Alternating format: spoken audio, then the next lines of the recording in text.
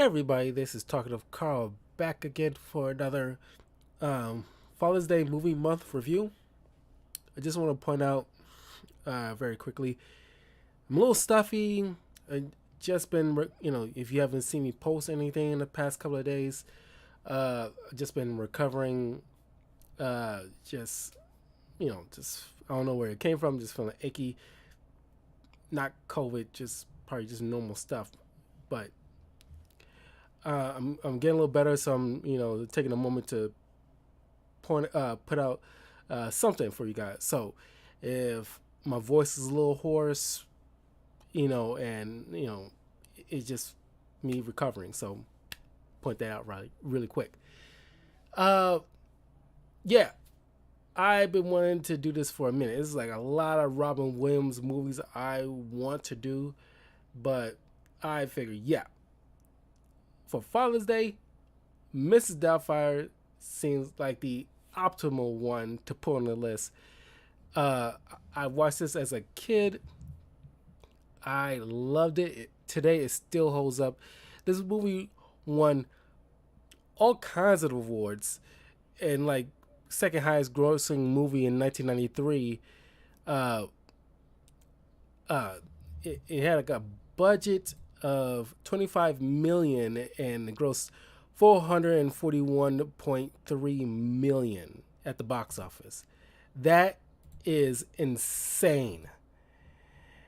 And of course, movie stars Robin Williams as Daniel Hillard, Sally Field as Miranda Hillard, Pierce Brosnan as Stu Dunmire, Harvey Fierstein as Frank Hillard, the brother, uh,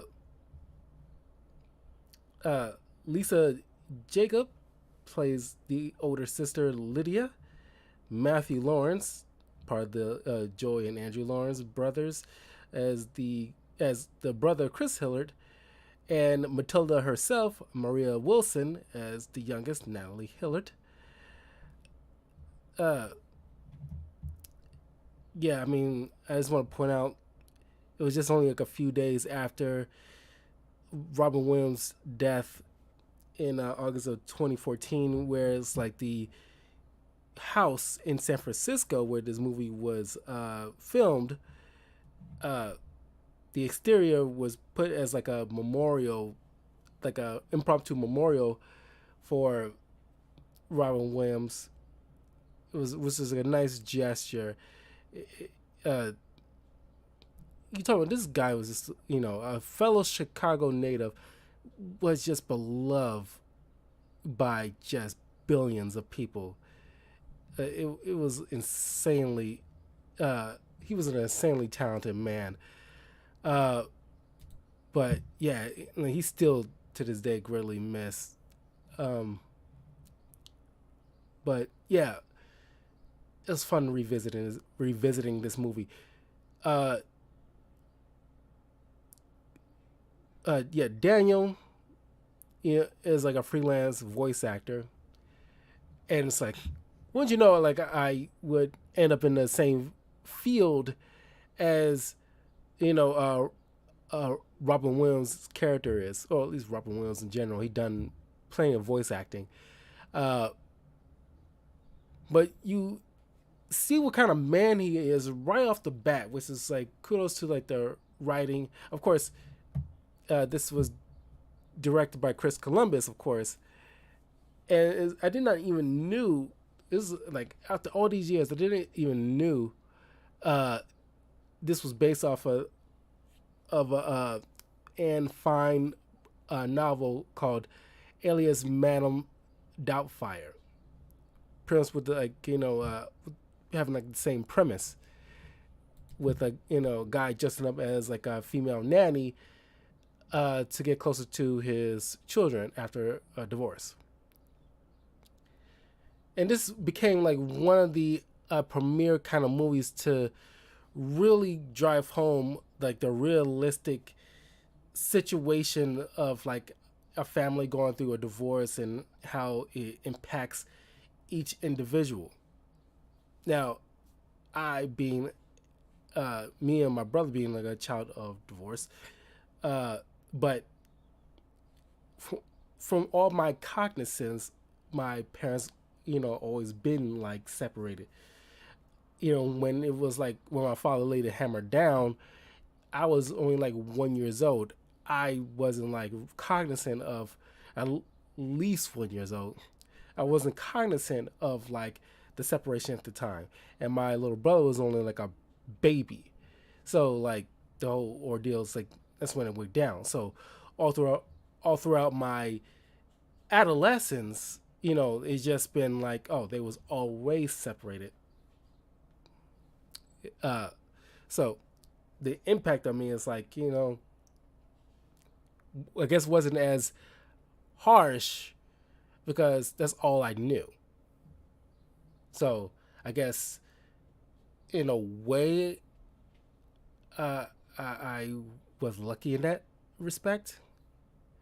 Unlike most other people who probably, you know, if it happened older, that'd probably be a little more like jarring. Uh, so yeah, Daniel right off the bat, you can tell what this guy is, how what tell a lot about this guy by him just like completely ad libbing. I mean, of course, I took voice acting classes, and my teacher said like ad libbing is usually encouraged or not too frowned upon, but you still got to relatively stay on script. And so Daniel just like you see this part of the cartoon was pretty much like a janky version of a Tom and Jerry thing, where, or at least not Tom and Jerry, but like Sylvester and Tweety, and all of a sudden like the bird starts taking out like a cigarette and just was like a last uh kind of like a last meal kind of situation, but it's like a final smoke before like the cat tried to eat him. And I guess like it kind of when I was watching this as a kid, it's like I understood like okay, smoking is bad. Now of course like cigarettes is like it took a like a handful of years before like everybody drives home like yes, cigarettes, even though there's still people smoking, but it's just not like it's pretty much like universally understood like it's it causes cancer, is not very good for you. So it's like a very finite group of people still smoke cigarettes. Whereas probably back in the day, or even further back, it's just like it was like a flip effect, whereas like everybody smoked. It was like a huge smoking section. Yeah, it was like everybody smoked, but then eventually it leaned towards like smoking and non-smoking kind of section to like, yeah, like if you want to smoke, you got to go outside to smoke, because vastly, people just don't smoke cigarettes. So he Daniel was just like thought it was because he had like moral, you know, like morally has a problem with like he understood about subliminal messaging by okay I can't he's sounding like the I guess the director is like yeah I'm not with this. It's like this is pretty much telemarketing. Smoking is cool for kids because you're putting this on a cartoon, and it's like I get it. And growing up, I've seen like I seen Looney Tunes that had like especially like well there was old Tom and Jerry cartoons where there's like you had this fat black lady that you never seen, who's pretty much like a mammy type of character, is very racial, very kind of like a racist portrayal. Uh, but this was made probably back, Tom and Jerry stuff was probably made way like 50s, 60s. So it's like that kind of thing, wasn't frowned upon, even though like it was just widely accepted. So when they have those reruns, when I was growing up, it was there. I didn't think too much of it at the time, but it's like Like you hear this like the vocal tones like, "Ooh, Lordy Thomas," that kind of attitude, and it's like, yeah, uh, uh, but yeah, it's certain things in like you watch older cartoons. There's like Dumbo had these crows were acting like very stereotypical black people of the time. Uh, things with like the Jewish people with like the elongated noses is very offensive. You know, Asian community, like everybody, got Peter Pan, like old Peter Pan cartoon, the animated film, had like very racist things against the Native American people. So it's like you get what Daniel was speaking about. Like you put certain things in these cartoons, and like it's kind of you know encourages negative behavior in younger generations that it will carry forward into their adulthoods. This is not good. So he walks out of the uh, studio, you know, and director's like, if you want to be Gandhi, take it somewhere else. And it's like classic Robin Williams, like, well, I got to do what I got to do, which is kind of like racist, like Indian kind of tone, but you get the point. Uh, so he just leaves out, and he figures he'll pick up his kids after school because the son is his birthday that day, and so he figured like he'll throw him this massive birthday party where you got like he ordering like all these like zoo animals and like a pony and like you see these rabbits and ducks uh uh and then like neighborhood kids are dropping by and like it, and they playing like like rap music and like it now as a kid I will point this out right here. As a kid, even to this day, but it's like because it's Robin Williams. As a kid, you think like, oh, it's fun, until like a neighborhood woman, it's like those nosy neighbors that can't mind their own doggone business, calls up the mom. I guess it's not the first time they have to do this. Calls up the mom while she's at work. Sally Field's character, Miranda, who's an architect, calls her up saying like, yeah, your husband is throwing like this loud, massive party at your house. You need to get home. So she comes home, stops off to pick up like her son's birthday cake, and it's like, here's the thing. If it's like you gotta get home quickly, why you? Well, I guess it was already planned and you have to pick it up. I get it, but it's like you can deal with the whole party situation first, then go and pick up that cake because you allow this to continue on more than you probably wanted to. But that's beside the point. Then she comes home, just like livid. Which, like I said, there's two sides to this that I see now as an adult than I did as a kid. Even though I kind of understood as a kid, but still, it's like it's Robin Williams, and it's like he's having fun with his kids, and it's like you will love to have like a birthday party with like Robin Williams is like kicking it with you. It's like you're having fun, and it's like like dancing, and it's like jumping around, and it's like it's just fun. Now, as time went on and I got a little older and like other people put it out over the years, I understood. Excuse me. I understood that he should not have done that, or at least not to that scale, because that is like this is like a wild party, and of course there's a police involved because like all the animals, and it's like the zoning and like disturbing the peace possibly.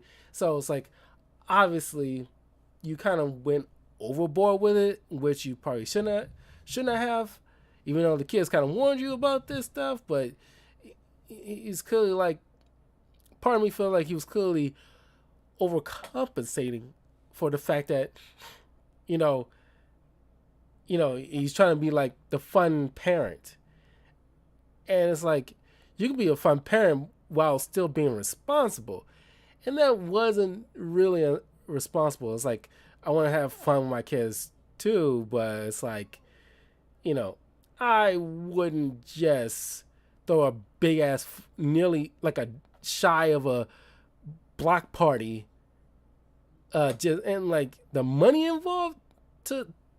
I'm pretty sure those animals aren't cheap.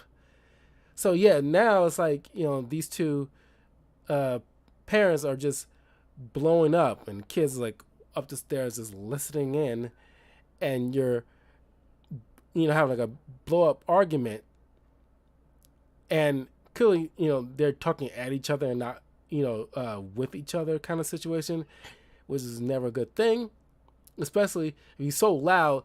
It's clearly you should understand that your kids are hearing you, and it's like uh, they're not understanding each side of each other's point. Even though Miranda's a little bit more in the right in this than Daniel is, because Daniel, you know, his thing like Daniel, he's leaning on the fun parent side, and it's like it's only been like hinted at, what their relationship was like prior to the story, but clearly he's, you know, not being, like I said, a responsible dad. And like, of course, he's wants to be with his kids. He's good to his kids, and obviously he's making sure he's like getting to school. But it's just like it, at a certain point, she became like the, you know, the well, like, I don't like using the word bad parent because that's not Miranda's. Uh, uh, that's not Miranda. She clearly has to be the one who have to lay down the law because somebody has to be responsible, and the weight should be bear. And the both parents should bear the weight of the responsibility and the fun stuff. And it's like, Daniel's not seeing that, and that is, terrible on his part. So Miranda's just pointing out like she wants a divorce, and Daniel's like, look, let's not do this. We'll go to marriage counseling. It's like, which is a good thing to try at least, but she just not want to. She doesn't want to even go there. She just like, I just want to end this marriage because like clearly we're not vibing like we used to, and this devastates Daniel and the kids obviously because they're hearing all this stuff. But in most movies, like it's the wife that suggested it, and like the guy is usually not the one to be on board with such a suggestion. But the fact that he's the one that brings it up, she should at least consider it to at least hash out their differences. But this is a 90s movie, and like typical 90s movies with like therapists, sometimes they have like a cliche, movie therapist telling like, siding with the wife for every little thing and not hearing both sides. That kind of thing kind of always drove me nuts.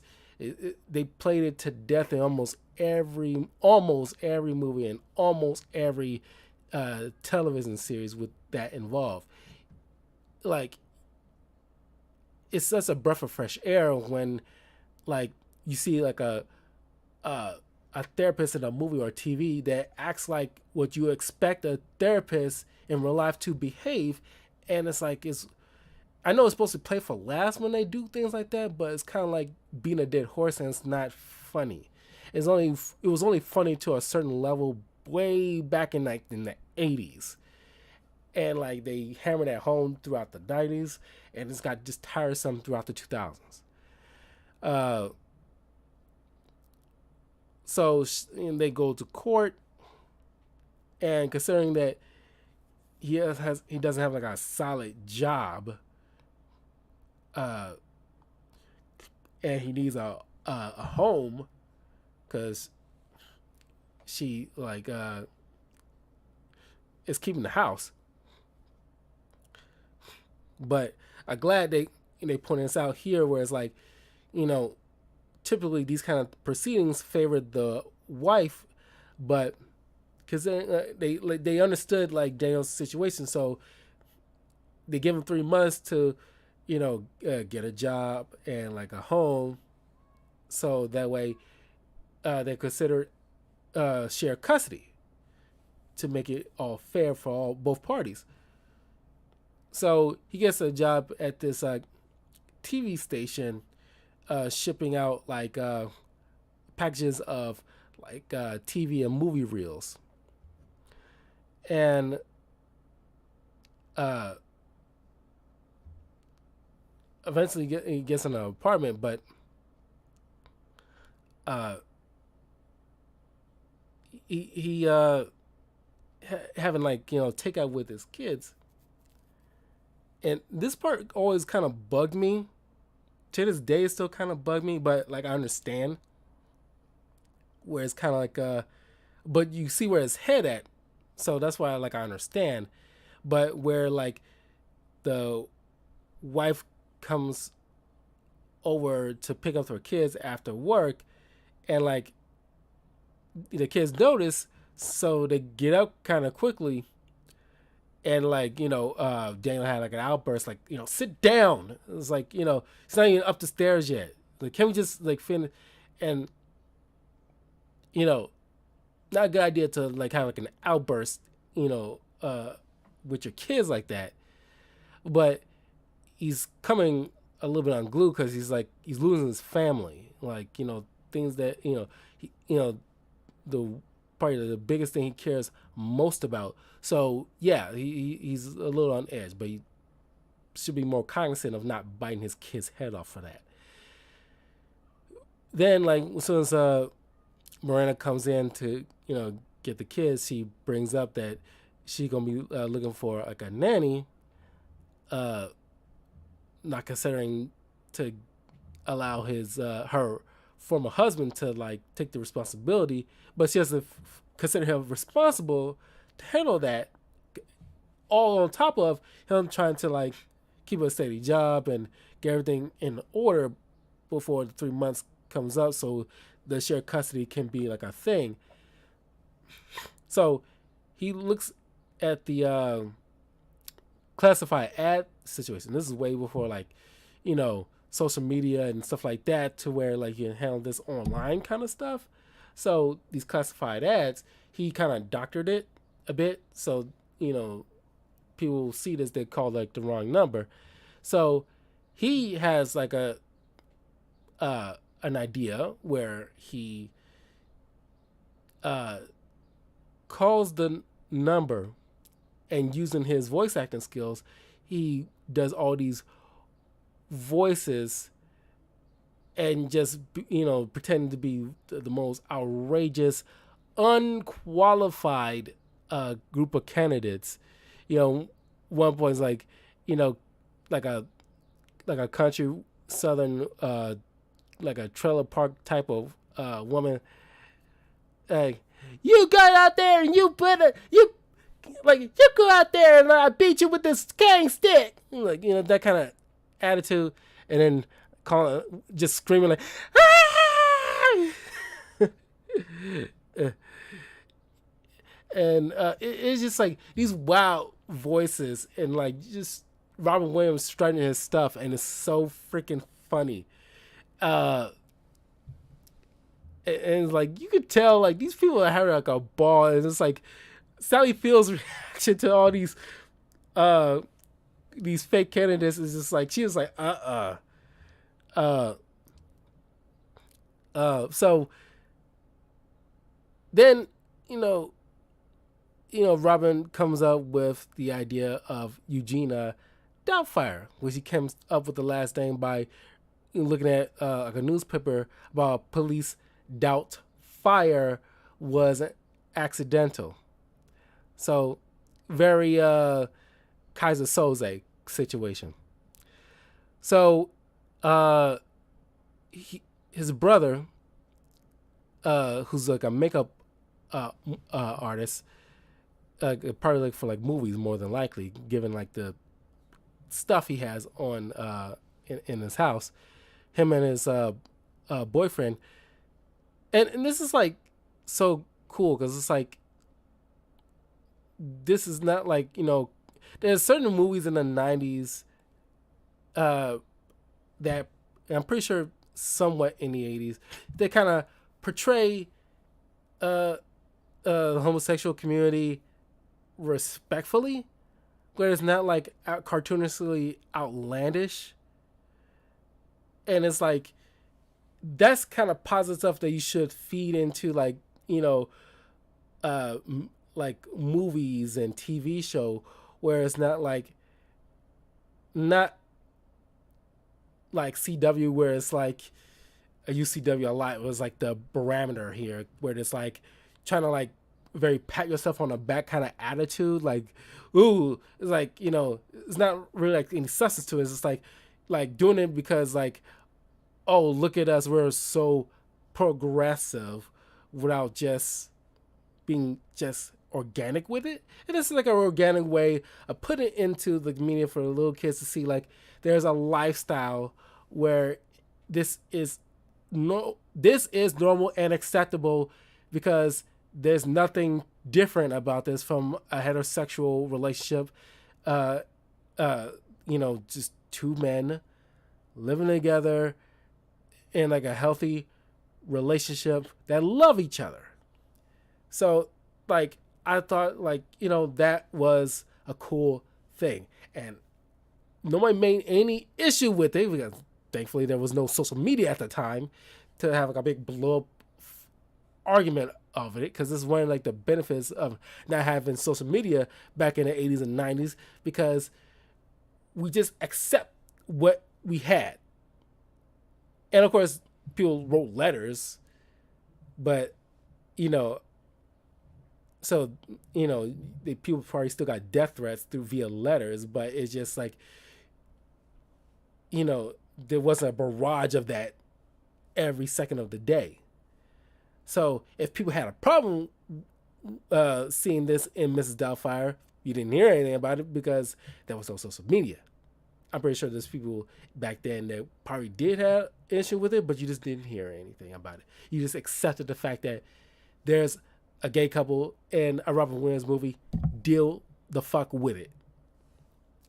So they you see this montage, it's like a hilarious montage of Robin Williams going through all these different like female portrayals. One is kind of Puerto Rican kind of woman, and it's just like it's so doggone funny, and he just leans into the character, and it's like I wish I was that good with like accents and like well, I have to work at and going through like a process when I do like a voice and a character. Well, while somebody like Robin Williams or Tara Strong or Nolan North, they can just flip that switch. They don't even have to even give them like a minute with a particular character, and they already instantly can do something with it. And not knocking anybody who has to like go through a process. It's just like they have like a different way of doing things compared to these guys. But then again, they've been working at this stuff since they was young, since they was very young. So of course they can just ease on into it like a muscle. They flex that muscle like every day. Of course, and they had the experience underneath that belt to do so. So, but it's just so impressive when you see these guys do this. So there's one that always, because I never understood who that character was until later. I think it was because of South Park, but he clearly, one of the females uh, in the montage was Barbara Streisand. Of course, I didn't know who Barbara Streisand was at that time, but I knew he was doing something, but I just never knew who that character was. But it was still funny, and he's doing this one Barbara Streisand songs, and uh, it was so hilarious. And of course, a lot of people get a kick out of this, where it's like Max Maker Max, make me my man. And it's like uh, it was so, everything about this montage is one of the highlights. It's so good. Oh my god, so good. So straight. Everybody involved is so. The chemistry is super strong with everybody involved in this. It's just like everybody just, no matter who Robin Williams in a scene with, the chemistry is on point. They bounce on each other. Even like the no nonsense type of uh, character as the probation officer lady, like even she's just like, her interactions with like Daniel is just like, still makes it funny, and it's just like brilliant. It's like you put Robin Williams with almost anybody, it's like no matter what, it just seems like it fits. It's insane. It's just like it's so few actors, no matter how good. It's only a handful of actors that is so good. Whereas like you pair them up with anybody, it just works no matter what. It's just like the skill level is like unparalleled. So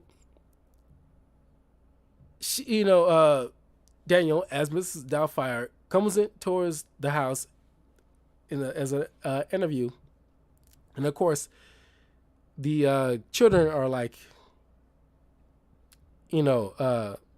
takes a minute for them to warm up to uh, Mrs. Doubtfire, because they want their father. It's like they love their father, and it's like they don't understand why they can't have their father look after them. It seems like a no brainer, but of course, like Miranda's just like, it's just like a different ways of thinking, because like there's a children way of how they understand it, even though it's still valid. But then there's the Miranda's adult brain concerning, because they're looking at it in terms of him being their father, and she's looking at it in terms of him being her husband, or former husband, and it's like, I can't be in the same room with this guy anymore. And of course, she doesn't put it that way, but as Miss Doubtfire, Daniel, points out, maybe you should excuse the kids before you start bashing their father, which is like a right way of handling things, where you should not just go around just verbally bashing. You shouldn't verbally bash unless the former significant other was like a horrendous person, like abusive in some kind of way, or like like a drug addict, or like a drunkard, or something like the upper echelon of like terrible kind of individuals. Yeah, you probably should like minimize to lay off the bashing of that individual, especially if they're not in the room with you to defend themselves. But you can see where her head is at, insofar as like living this person, and like going through the stresses of marriage with this person, kind of like puts her, a certain type of way. So,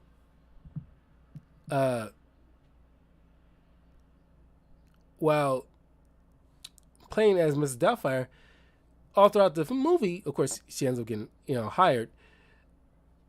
Daniel becomes like, seeing it through a different perspective, what how Miranda feels. Uh, he gets some clarity where, in a way, he has to listen to his wife's problems without having to interject and interrupt her every 2 seconds.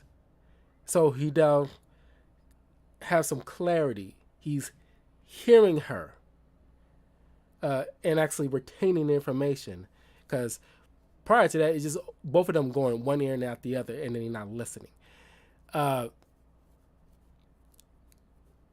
so he also, while working as Mrs. Doubtfire, understand, because he always been like the fun parent. He never has to lay down the law or do responsible stuff like the cooking, the cleaning. So also his kids, not like bad kids, but they're not responsible either. I mean, probably picked it up from him. So they laying about just watch TV without doing their homework as they supposed to be doing. And so, he had to like make them clean up, that's what she's supposed to be doing. But it's like you had to get these kids to understand, like, while she's in charge, what she says goes. And this is like a rough thing with like teachers or babysitters or nannies across the board. Well, not across the board. There's always been like bad apples in like those, like, in the bunch in these kind of type of careers. But generally speaking, this is what, like, because I babysat before, for like a former friend of my stepmother who, at the time didn't have like a steady job as of yet many years ago, at least a little over 10 years ago. I babysat for this kid. Now, I don't have any proof of this, so don't 100% quote me on this, but I have a sneaky suspicion, and I probably will put this on like a Patreon kind of exclusive full story about this. But basically, I had a sneaky suspicion that my stepmother had this kid just, not 100% listen to me just to get like put me in like a terrible situation. So when I try to tell this kid when to get up so he can get to school and not lollygag around and get all his stuff together, and then of course he's telling the opposite of what happened to his mother and my stepmother when she was living with us at the time, because she long since separated from my father, and then remarried, and of course, but remarried to another guy, of course. But it's just like I was in charge, and like you knew me long enough to know how seriously I would take this, so you just flat out believe this kid who's clearly a bad kid, because like I said, former friend. So this kid never interacted with my little brother because she needed friends around this neighborhood that she used to live in, and like this kid was just like a bad kid. And she had a falling out with the kid's mother, but she clearly needed a reason to kick me out kind of situation. Like I said, it's a full explanation, like a Patreon exclusive type of stories that I'll have on my Patreon. Link is in the description, or you have like one up, so you can check out another story. But this kind of thing where it's like, and I'm pretty sure during the pandemic when kids are at home and they still have to do like homeschooling thing, and you see how, you know, maybe not bad, but it's like how your kids don't listen and how tough it is for teachers. And it's like when you have to babysit or teach your kids or whatever yourself, you see that, you know, you should be listening to like the people who are looking after your kids when they say, hey, or at least give them the benefit of the doubt and not just full on believe your kids outright because your kid's not always right. Not saying like, you know, you should not listen to your kids when things are, if your kid's saying like, oh, hey, you know, this, that, and the other happened with this person looking after me. But you should like take both in consideration at the very least and not just full on, well, you should have full on believe your kids, but it's like, you know, have a sit down with that person looking after them and say like, hey, what's going on? And like, especially here, if you know this person looking after your kids for like a decent long time, and you know this person's character in, at least in general, you know, because I'm a stand-up person, not like I'm perfect, but like I'm a stand-up individual, laid back kind of dude. I'm not gonna have this kid not ready and prepared to be sent off to school. So you know, them saying like the exact opposite of what my character is as a person is clearly you just need an excuse to have an issue with me. Uh so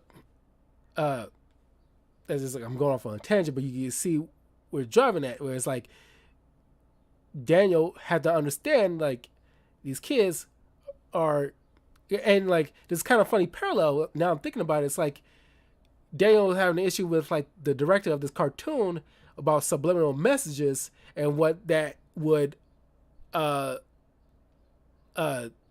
have the kids doing in their life.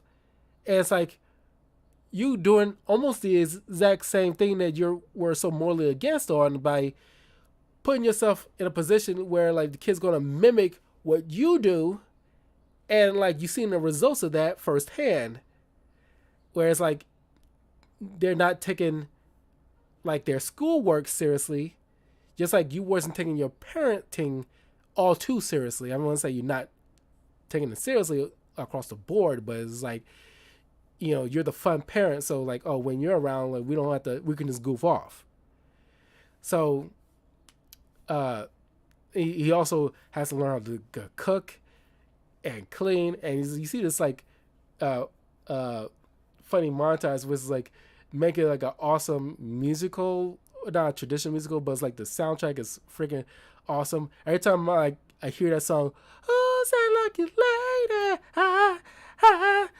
every time I think of that scene from this movie where he's just dancing with the vacuum cleaner, and it's like almost every time I vacuum, I think about this scene, and just I'm cleaning, and it's like, you know, and it's like you dancing to the music while you clean it up, like sound like you later, and it's like, oh my god, it makes the movie so much endearing when you have that kind of just that everything is just flowing in this movie, and it's like makes it much the one of the greatest films in history. But then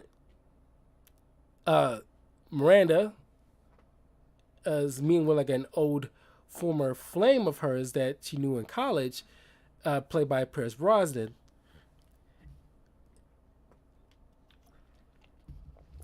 And of course, as a kid, we look at this guy like, who's this muck that coming out trying to take Daniel's wife? What the hell is? But once again, subverting expectations, where most other movies will have this guy as like a snobby British asshole. Well, actually, he's Irish, I think. But, well, I think he's Irish British or something. I think Pierce Brosnan is like a bit of both, because because we knew him as like James Bond, but it's like he's been in other stuff, but he's always been. As I growing up, Pierce Brosnan was my James Bond, so I have like I have a a certain bias, but uh yeah, he's from yeah he has a dual citizenship of Ireland and the U.S. Uh, he's 69. Nice, Pierce Brosnan. Uh, his birthday just passed around like May. Oh, his birthday is like a day before my uh, grandfather's birthday. Of course, my grandfather long since like passed away like a long, long time ago. But it's like, oh, that's a funny little tidbit. But yeah, uh, so he went to London and everything like that for his for drama school. But uh, in most stories he'll be like portrayed as like because we always thought him as like British, but maybe because the accent.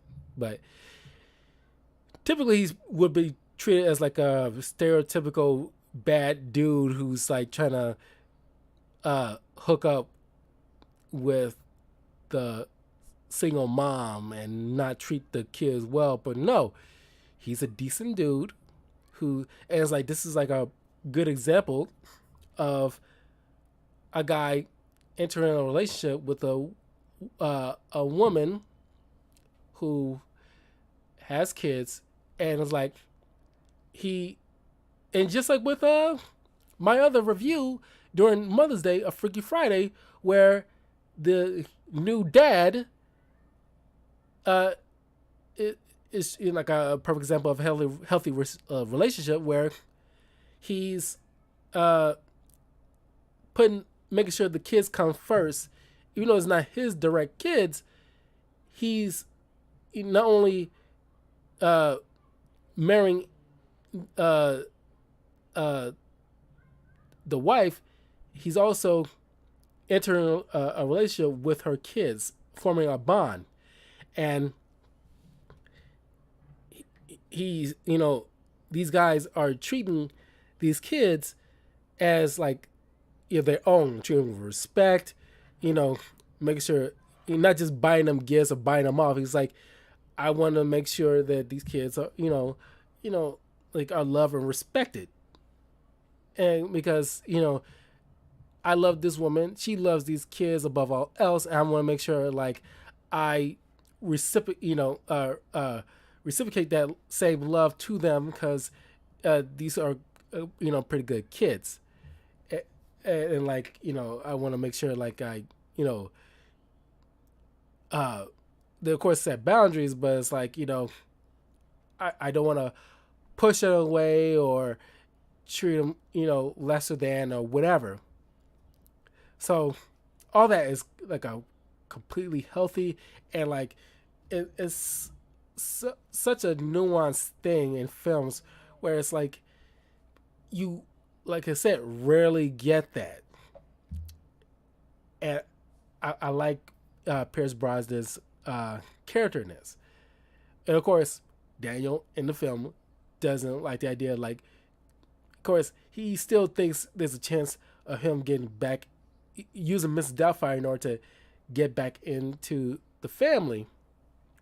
But he just want to get closer to the kids. He knew on a level that there's no way him and Miranda's going back together. But maybe he's just holding out hope or something. But you see this new guy, feeling that he's intruding on his family, is like he's trying to sabotage it in any which way he can, trying to get this guy to leave. Where he's like, throwing a orange at the back of his head at like a water park, take the thing like this one like the logo thing off the car in front of his car. I forgot what you call those things. It's hood ornament. Taking it off the car and blaming it on some street hoodlums. He's like, it's just like a funny little petty little thing he want to do to this guy. So, while all this is going on, and him learning all this stuff, he's also, oh my god, I almost forgot his run-in with his probation officer, where she's doing like random, well not random, she explained what day she do these checkups, and he just forgot they supposed to check up on him on this Monday evening and inspect the house and stuff like that. He pretends like to be like Dan's sister as Miss Doubtfire, so she comes in and then you do this little switch back and forth. It's hilarious. It's one of my favorite part of the entire film. This little back and forth, and like it's part of the. I remember the trailer to this movie, and it was part of the trailer where it's like, you know, he loses his mask and it falls out the window. Don't know why he got the styrofoam head that holds the mask sitting on the windowsill where it can easily fall over.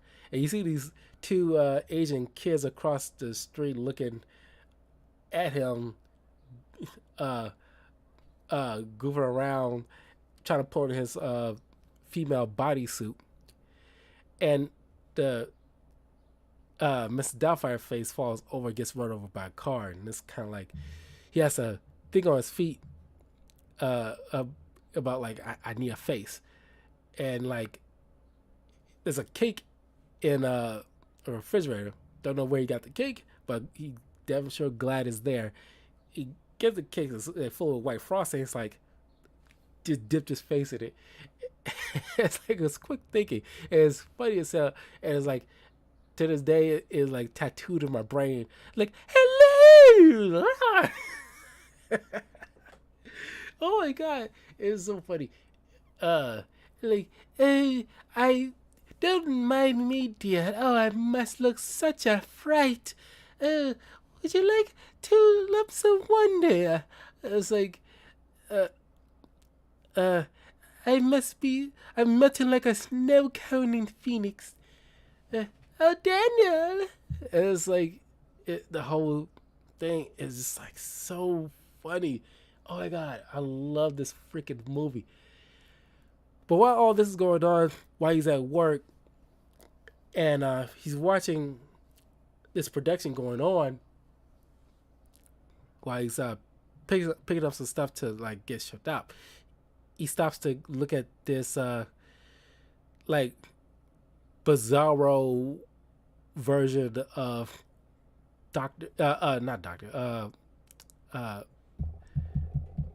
crap, what's this guy's name? I'm blanking on it.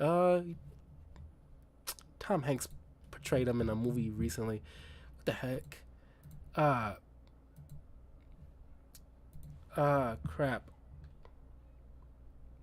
Mr. Rogers. There you go. This bizarre version of Mr. Rogers where this boring guy it looks like a lame version of Dr. House. And he's like playing with these, trying to teach kids about dinosaurs, and he's got these little toys, and it's like, this is the Tyrannosaurus Rex, and he was the king of all the dinosaurs. Wow. And people just, the people behind the cameras is just like falling asleep because it's so boring. And it's like, who's the director of this? It's like nobody told him to liven it up a bit, but clearly this was like set in the 90s, so he probably was big during the 80s maybe, or the 70s, but not knowing who the president of the studio was, Daniel just shooting the shit with this older looking dude next to him, and it's like cracking jokes and pointing out like what could work. Where I wish it would be like this in real life for me, where I could just bump into a guy, give my critiques on a show and what I would do. It's like, make it funny. It's like, just uh, you know, kids like to be entertained. Like, well, they like to learn too, but they like to entertain, like to be entertained at the same time. And it's like recall every kid show that I used to watch when I was like a toddler, or like the Nick Jr. shows, or like the early morning Disney cartoons where you learn about stuff. Like, if you recall, Lunette and the Big Comfy Couch, and it's like I had a huge crush on that clown. This is before Harley Quinn, mind you.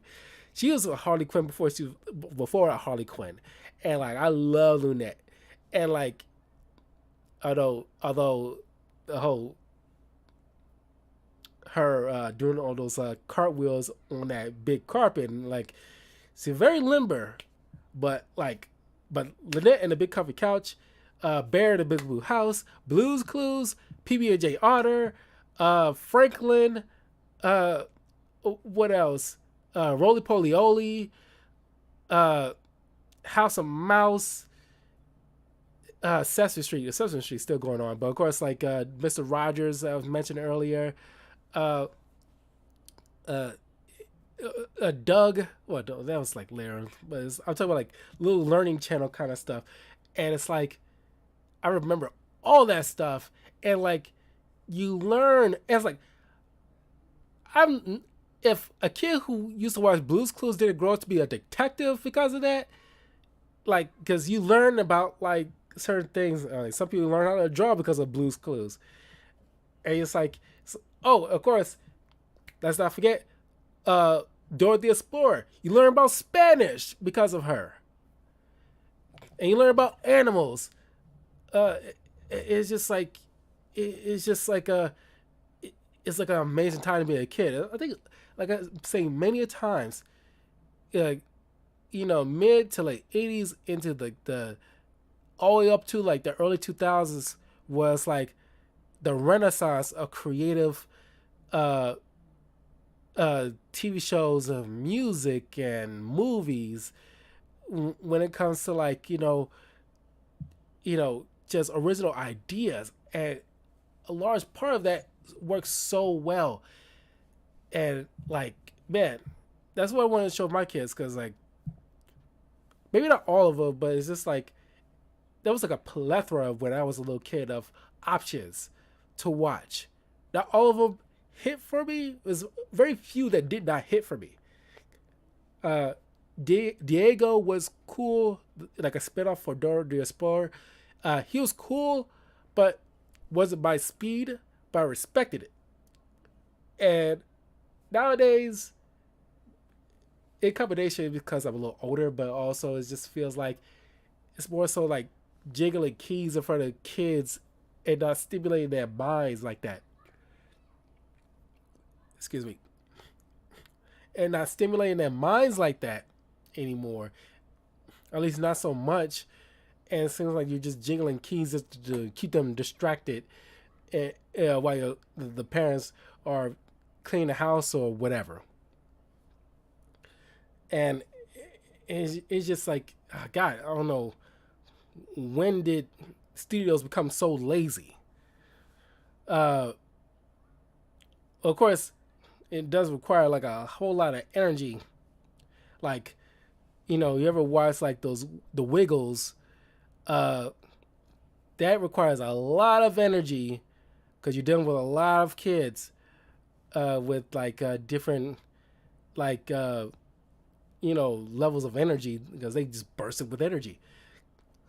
But that's what Daniel's pretty much trying to break down to the studio head, but he's talking about how crappy this show is. But it's like, the studio head is like pointing out like, yeah, you're right.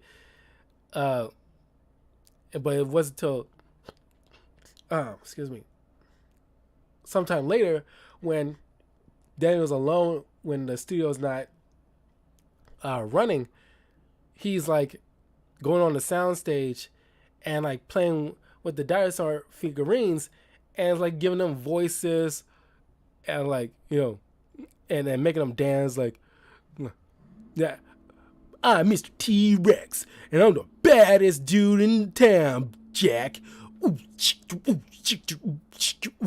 Yeah, baby, you. And it's like you just making it lively and just having fun with it. And that's the thing, you got to have fun with this stuff yourself, otherwise, because like kids are not stupid, they can tell if you're having fun, they're gonna have fun right along with you because you're enjoying the moment as much as they are.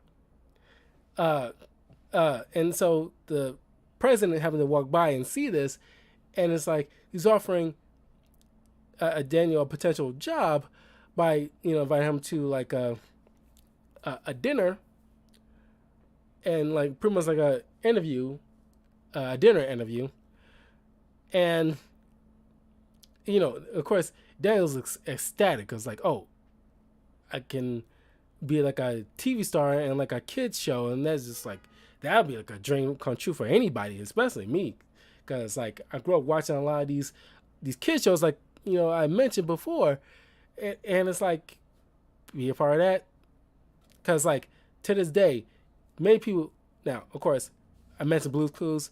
I love Steve. It's just like with Pierce Brosnan as James Bond. I'm biased because I love Steve so much. The other guys, Joe and this other dude, I don't know his name. I'm pretty sure they're cool with other kids down the line, but it's just like I felt so. I think a lot of people in my generation felt so like probably Daniel when it came to like Stu just coming up out of the nowhere, just horning in on his family, and it's like, ugh, who are you, Joe? What are you doing in Steve's house, you little shit? Like, get out of Steve's house. Stop messing with Steve's stuff. That kind of thing. You felt like, it's like somebody's like intruding on somebody you care about, space. But man, I think it was last year or in 2020. I'm pretty sure it was early last year, where you see this moment where like Steve and the other guys who took up the mantle of like Blue's Clues, and like each telling their experiences and their love for the show and how they each handle it in their own way. It's kind of like, oh my god, it just dawned on me. It's kind of like Spider-Verse. It's like you get these three guys who each took up the mantle of Blue's Clues, and it was like, it's kind of like seeing like all these guys who were, well, of course they wasn't named Steve, but they each like took up the role of Steve and took it in a different way, but still managed to keep the same essence. That is just like, wow. But then a year before that, in 2020, when God, it still gets emotional every time I see that video. I'm pretty sure you can still look it up, where Steve is telling everybody like, like I know we've been through a lot, and it's like, I just want to let you guys know, like I miss you. He's still doing like he's still good with those like hand signaling, and it's like I still miss you. So everybody who who's like deaf can like he weave in signs so they can understand too, and it's like I haven't forgot about you, and everybody just start bawling. We haven't forgot you either, Steve. I still miss you. Like, we still love you, Steve. And it's like, Steve is such beloved. He's like the second coming of Mr. Rogers in terms of beloved children's characters. So I love Steve. So this was pretty much Daniel's taking like that kind of same kind of idea of being like the impromptu Mr. Rogers and Steve. So uh, then uh, eventually, like the son and the older daughter figure out that uh, their father was dressing up as Mrs. Doubtfire by like thinking like, oh, he of course it took a while before the you know transgender community is like treated with a little bit of respect. But back then we seen like they thinking like Miss Doubtfire is really a man and he's peeing standing up. So it's kind of like threw the son off because caught him. So he had to explain like I'm really your dad, kind of thing. Uh, because at first like you see like a moment with the older sister kind of like giving Mrs. Doubtfire grief, but she quickly apologizes because she misses her father and she feels like just like how Daniel feels Stu is intruding on his family, she felt like Mrs. Doubtfire was intruding on her father. So there's a lot of parallels here. Um, excuse me.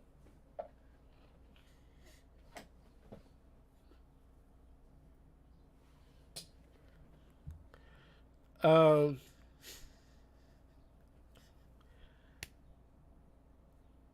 uh, uh, uh, Miranda, her birthday was coming up, and she wanted, to have like a nice dinner out at this restaurant, which became very popular in real life because just like with the house, it's like it became like a big deal. What's like the restaurant's name?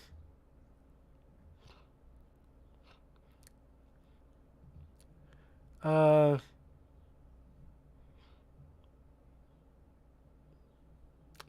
crap. Oh, Bridges. Such a simple word. I don't know why I can't remember it offhand. But Bridges and Mrs. Doubtfire can't get out of that because Miranda like just loves Miss Doubtfire, thinks the world of her, and wants her to be part of her birthday, along with Stu and the kids. So Miss Doubtfire can't get out of it, and Dale can't reschedule the interview with uh, the president of the network. So it's like he has to uh, change back and forth between Mrs. Doubtfire and Daniel while uh, uh, handling both situations. Well, of course, that falls apart when Daniel tries to, because he overhears that Stu doesn't like pepper, so he tried. Oh, okay. I'll, while his jambalaya dish he ordered is coming by, he sneaks a little bit of pepper on the food, thinking like, oh, he just doesn't like pepper because he just doesn't like pepper. No, he doesn't like pepper because he's allergic to pepper. And upon realizing uh, what happened, it's like, oh my god, I'm about to kill this guy because he doesn't like the guy, but it's like for like petty reasons, but he's not going to kill this dude. So while because Daniel is getting drunk, with because he didn't want to have too much alcohol, because he thought he was just gonna be on a normal dinner interview, but he's drinking scotch, so much scotch with this president, and like he's like sitting down as Mrs. Doubtfire, but the president thinking, oh, this is part of his idea for a new show, as dressed as this woman, and Daniel's like, oh, okay, I'll roll with this. But then he runs over, seeing like Stu choking because nobody apparently knows the Heimlich maneuver. But knowing it is his fault, he had to do something. So he runs over there. He knows the Heimlich, so he provides the Heimlich maneuver, and while doing so, the mask comes off, and Miranda is livid. Uh, so she storms out with the kids. So the jig is completely up. This, unorthodox, thing that Daniel did goes against in the rules established by the judge. Because Daniel points out, like, technically I didn't break any law, but he kind of did, because he wasn't supposed to, he wasn't supposed to see your kids, without supervised visits on the day is instructed. And of course, now he can't see the kids at all. But Miranda, for some reason, because I think I noticed this as a kid, but for some reason, she acts just as horrified as Daniel is for the fact that he can't see his kids, period, now because he broke the rules of the court. And it's like, why are you so shocked? You brought this to the attention of the court that he violated he violated his rules against the court mandates. Yeah, but you acting shocked like somebody else caused this without your knowing. Like, oh my God. Like, you had no reason to be shocked. What do you think was going to happen when you brought this to the court? But then as days went on, she's her and the family are miserable. The fact that, oh my God, like things were so easy with Mrs. Doubtfire around, and even though she wasn't real, things were going smoothly because this is probably the first time in Miranda's eyes that Daniel was acting like a dad and not the kid's best friend. Then they overhear Mrs. Doubtfire on the television. He got the job and he rolling with like Eugenia's house, pretty much like I said, like a play on Mr. Rogers. And the guy who used to be like not running the show, but who was like the boring guy with the dinosaurs, now he's like the mailman. And it's like, wow, they downgraded that dude so harshly. Like, dang, I felt bad for this dude. I was like, dang, they turned him to like the mailman of somebody else's, like, who replaced him on the show. He was like the mailman. I was like, damn, that's harsh. But nobody gives a crap, so I just started pointing out like how effed up that is. It's like downgrade Mr. Rogers to be like the mailman and have somebody else replace him on his own show. That'll be that level of messed up. But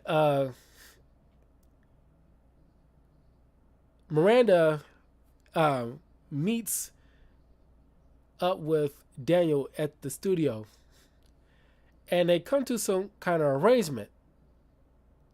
Even though they finally had like even though it gets a little heated a little bit, but they come to understanding like, our relationship, it not going to work out, but you are a great father, and I want you to be a part of our children's lives.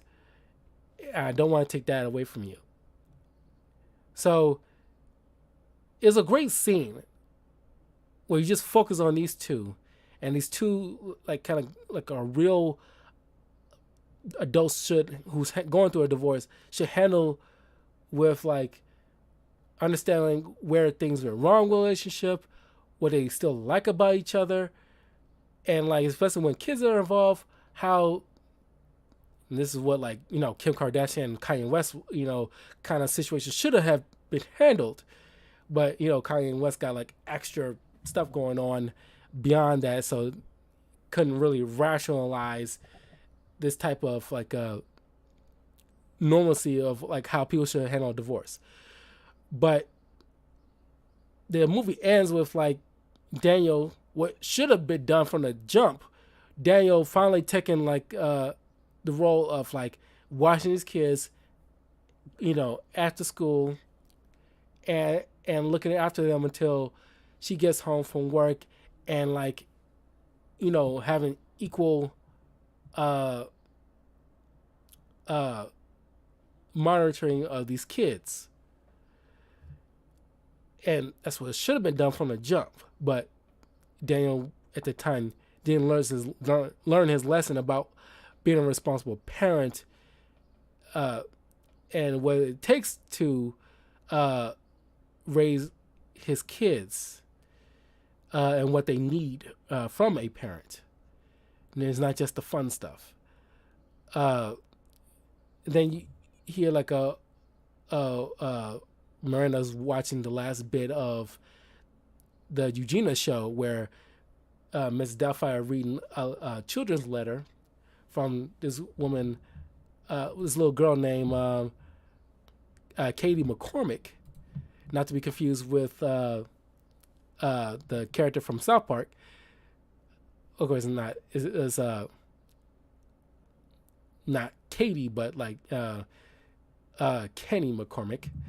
But she's reading a letter about Katie going, through like her parents' divorce, and Miss Doubtfire laid down some bit of wisdom about how like no matter what, where it doesn't matter if if your parents are separating, or if they're moving apart, or it's like two mommies, two daddies, or moving or if they're going away from each other for a few days, a week, a month, or even years. Doesn't matter the situation. They will always love you, and as long as love's still there, everything else, everything will be okay in the end, because you will always remain the focus, and that's how it should be. But yeah, you learn a lot from Miss Doubtfire. It is like an incredible movie, and something I wanted to talk about for a hot minute, and I wanted to do it for Father's Day month, and it is just everything is firing on all cylinders. The chemistry between all these characters are just perfection. Chris Columbus makes incredible. His filmography is just like, for the most part, it's stellar work, and he has tons of classic films in his repertoire that we grew up watching that became hits, cultural hits, and Miss Doubtfire is the biggest one in my opinion. But yeah, leave a comment below. Let me know if you watched Mrs. Doubtfire recently, or if you just recall it in general, what you thought of Mrs. Doubtfire. What is your favorite Robin Williams role? Because I think the G in the line is probably nearly my favorite. It's hard to pin down because Miss Doubtfire is right up there too. But then Peter Pan and Hook, that's another one. Yeah, I think that's like my three biggest Robin Williams roles so far as my favorites. But I'm curious to know what you guys are, which favorites is you guys. And I will see you guys in a little bit because I will be covering season 1 of the Kenobi series and my thoughts on that in a little bit. But yeah, I'll see you guys soon. And next week will be my final Father's Day movie month review. And I'm just going to cut to the chase. It's the Adam Sandler movie, Big Daddy. I got a lot to say on that one. So look forward to that. And I will see you guys later. Peace.